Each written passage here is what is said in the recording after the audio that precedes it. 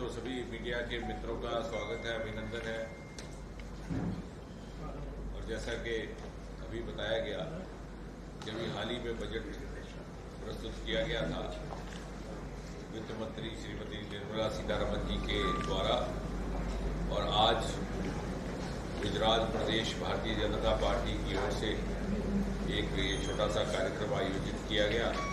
कुछ बुद्धिजीवियों के साथ भी विचारों का आदान प्रदान हुआ, कुछ हमसे उनको कुछ समझाने का अवसर रहा, कुछ उनसे उनके सुझाव भी प्राप्त करने का अवसर रहा, और एक बड़े ही सेहतमंद वातावरण में एक व्यापक चर्चा करने का मौका रहा।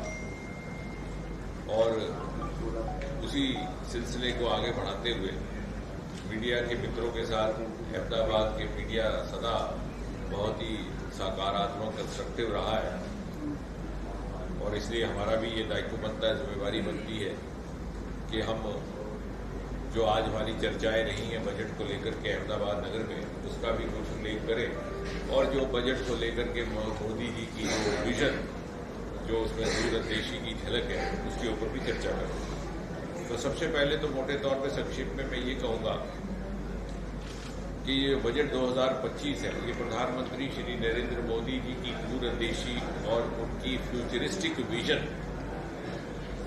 की एक झलक है। In other words, budget 2025 is a reflection of prime minister Modi's futuristic vision. बड़े दूरगामी इसके अंजाम होने वाले हैं, दूरगामी इसके परिणाम होने वाले हैं, दूरगामी इसके में लाभ प्राप्त होने वाले हैं। और जो मोदी जी अक्सर बात करते हैं सन 2047 के विकसित भारत की शताब्दी, भारत जब आजाद हिंदुस्तान अपनी 100वीं सालगिरह मनाएगा और हम हमारे देशवासी भारत का शताब्दी उत्सव मनाएंगे, तो उस समय भारत की तस्वीर कैसी होगी, उसका चेहरा कैसा होगा, what will be the face of India at 2047,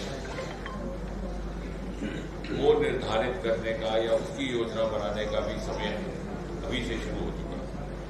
और उसको मद्देनजर रख करके तो ये बजट फ्यूचरिस्टिक भी है, ये रेवोल्यूशनरी भी है, इसमें बहुत सारे क्रांतिकारी निर्णय भी हैं, और ये साहसी भी है, बोल्ड भी है, और इसमें कन्विक्शन भी है, निष्ठा भी है।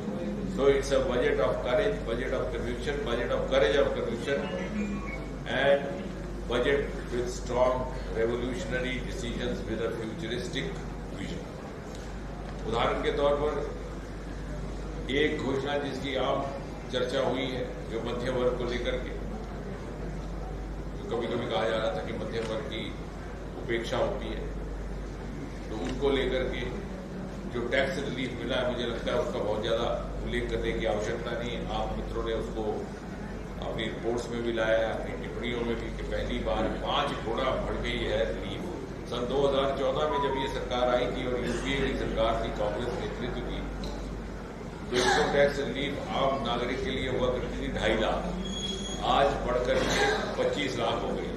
और मैंने कुछ एक आंकड़े निकाले हैं, बहुत दिलचस्प रहेंगे आपके लिए, कि सन 2014 में यदि कोई 8 लाख रुपया साल में कमाता तो उसको टैक्स देना पड़ता था 90,000 रुपया, यानी उस जमाने में 90,000। तो आपका 90,000 आज के 90,000 से कहीं ज्यादा वैल्यू है, लेकिन आज वो सिफर, जीरो। इसी प्रकार अगर 2014 में कोई 12 लाख रुपया साल का कमाता तो उसके ऊपर टैक्स लगता है 1,90,000, लेकिन आज वो जीरो।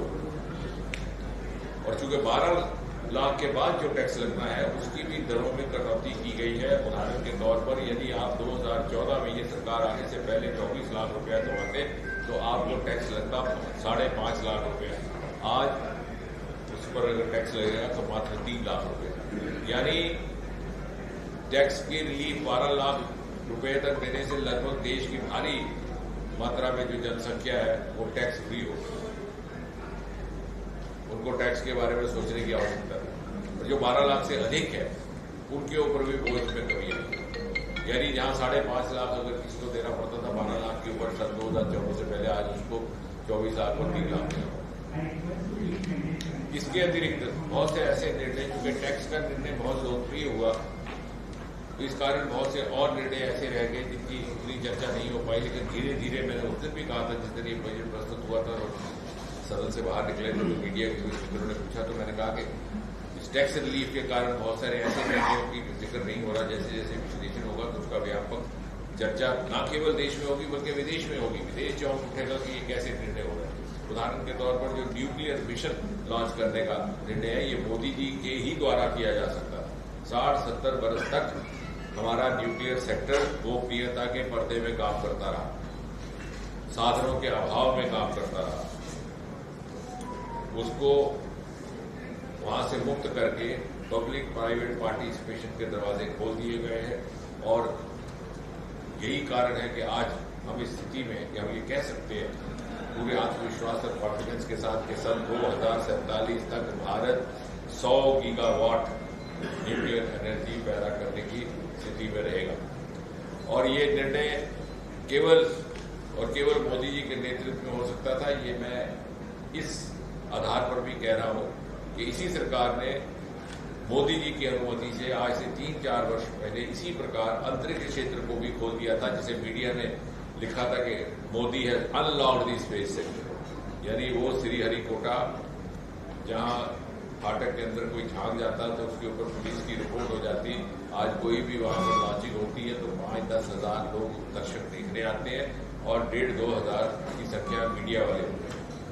और हमारी इकॉनमी इस कदर तेजी से बढ़ने लगी, उस समय मात्र ना के बराबर थी और स्टार्टअप हमारे सिंगल डिजिट थे। आज 3-4 वर्षों में वहां 300 स्टार्टअप हो गए, इकॉनमी बढ़कर के $8 बिलियन हो गई और जो प्रोजेक्शन बता रही है कि आने वाले समय में 5 गुना और 3-4-8 वर्षों में बढ़कर के 40-45 बिलियन डॉलर तक हो जाएगी। और यही दृश्य अब आपको न्यूक्लियर एनर्जी में देखने मिला। और इसमें एक तरफ तो हमारी इकोनॉमिक स्थिति बढ़ेगी, क्योंकि जब हम ये बात करते हैं कि सन 2047 तक उस शिखर पर पहुंचेंगे तो हमें ये भी सोचना होगा, ये भी आकलन करना होगा कि यदि हम फ्रजाइल 5 से फर्स्ट 5 में आए हैं तो हमें भला चौथे दर्जे और तीसरे दर्जे और अव्वल दर्जे में कैसे पहुंचेंगे। तो तभी पहुंचेंगे कि उन सेक्टर्स को तलाशा जाए जो चाहे एक्सप्लोर ना किए गए या अंडर एक्सप्लोर रहे, उनको लेकर के हमारा ये न्यूक्लियर सेक्टर, हमारा स्पेस सेक्टर, हमारे समुद्री रिसोर्सेज 750 किलोमीटर 7,500 किलोमीटर हमारा समुद्री तक है। पहली बार मोदी जी ने डीप सी मिशन शुरू किया, उसके लिए भी अतिरिक्त राशि इसी बजट में निर्धारित की गई। वहां मेटल्स भी हैं, मिनरल्स भी हैं, फिशरी भी है, बायोडाइवर्सिटी और हमारे हिमालयन रिसोर्सेज जहां लोहा मिशन शुरू किया। तो ये सब जब मिल जाएंगे तो सन 2047 से पहले हम उस शिखर पर पहुंचने में कामयाब रहेंगे। उसी प्रकार स्मॉल मॉड्यूलर रिएक्टर्स के लिए जो 20,000 करोड़ रुपए का बजट निर्धारित किया गया, आने वाले जमाने में छोटी छोटी वो बैटरी रिएक्टर्स की लेकर के आप चलेंगे और वो जब जमाना आएगा, वो जब कल्चर आएगा तो भला आपकी क्या स्थिति होगी। और वो जमाना नहीं कहा कि विदेश में कोई टेक्नोलॉजी आती तो हिंदुस्तान में 15 साल के बाद आती। टेलीविजन 1950 के दशक में अमेरिका में आया, पहली बार आपने चित्रहार देखा 1970 में। अब वो जमाना नहीं, अब आप कदम से कदम मिलाकर के बराबर के स्तर पर चल रहे हैं और कुछ एक जगह दूसरों के लिए लक्ष्य निर्धारित कर रहे हैं।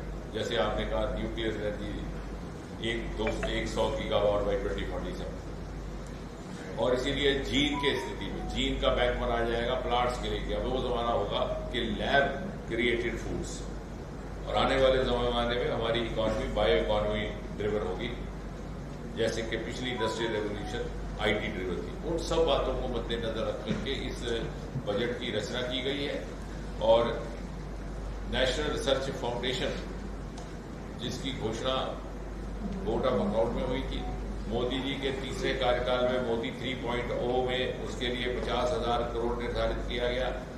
और आज ही के दिन जबकि मोदी जी वाशिंगटन में हैं, उनके साथ राष्ट्रपति ट्रंप के साथ जो बातचीत हुई है उसकी ज्वाइंट स्टेटमेंट में यह उल्लेख किया गया है कि jointly national research foundation of India और national science foundation of USA काम करेंगे। यानी इसका अर्थ ये हुआ कि हमारी अर्थव्यवस्था को भी बढ़ोतरी मिलेगी और अमेरिका ने और दूसरे देशों ने भी भारत की क्षमता को कबूल करना शुरू किया। उनको समझ आ गया कि हमें क्षमता भी है। और ये सारा बदलाव मुख्य तौर पर इसलिए आया कि हमारे पास एक ऐसा राजनीतिक नेतृत्व है जो अनुकूलता प्रदान करने के स्थिति में है। We had all the potentials, all the resources and also all the commitment on the part of our experts. But what was lacking perhaps was an enabling milieu which is to be provided by the political dispensation and has been provided now under Prime Minister Modi. और इस बात को अब दुनिया समझने लगी, दुनिया स्वीकार करने लगी। आज वो भारत के साथ कंधे से कंधा मिलाकर के काम करने को तैयार है। और इस बजट से ये भी एक पैगाम जाता है कि अब वो भारत कल का भारत नहीं रहा। इससे भारत की साख बढ़ी है, भारत की प्रतिष्ठा बढ़ी है और साथ ही साथ आने वाले समय में भारत दूसरे देशों के लिए एक मिसाल कायम कर सकता है। और ये एक निरंतरता का भी संकेत है। इसी देश ने सबसे पहला वैक्सीन इजाद किया, जिस देश में कभी स्वास्थ्य सेवाओं को लेकर के गंभीरता से नहीं सोचा जा सकता था। आज वो देश प्रिवेंटिव हेल्थ केयर का लीडर माना जाता है, leader of the preventive health care in the world. और उसी के तहत आपने देखा कि औषधियों की कमी, 36 औषधियां ऐसी हैं जो कैंसर के ऐसी रोगों में इस्तेमाल होती हैं, उनको ड्यूटी फ्री कर दिया गया। बहुत सी औषधियों की कीमत कम कर दी गई है। 200 से अधिक कैंसर सेंटर देश में स्थापित किए जाएंगे और साथ ही साथ मेडिकल कॉलेज की सीटों की संख्या बढ़ा दी गई। और ये इकोसिस्टम एक जुड़ करके बनेगा, जिसमें शामिल रहेगा आयुष्मान। और आयुष्मान को लेकर के जो अभी हाल ही में मोदी जी का निर्णय हुआ कि 70 वर्ष से अधिक आयु के लिए यूनिवर्सल कवर। तो आप देख सकते हैं एक स्वस्थ भारत हो सन 2047 के लिए, और साथ ही साथ एक सक्षम भारत हो और हर वर्ग का एक समान विकास हो। क्योंकि यदि हमें उस लक्ष्य पे पहुंचना है तो हमें हर वर्ग, हर क्षेत्र का एक समान विकास करने की योजना बनानी पड़ेगी। सर, राहुल गांधी जिस तरह से स्टेटमेंट करे पीएम, अभी आज का दिन हम बजट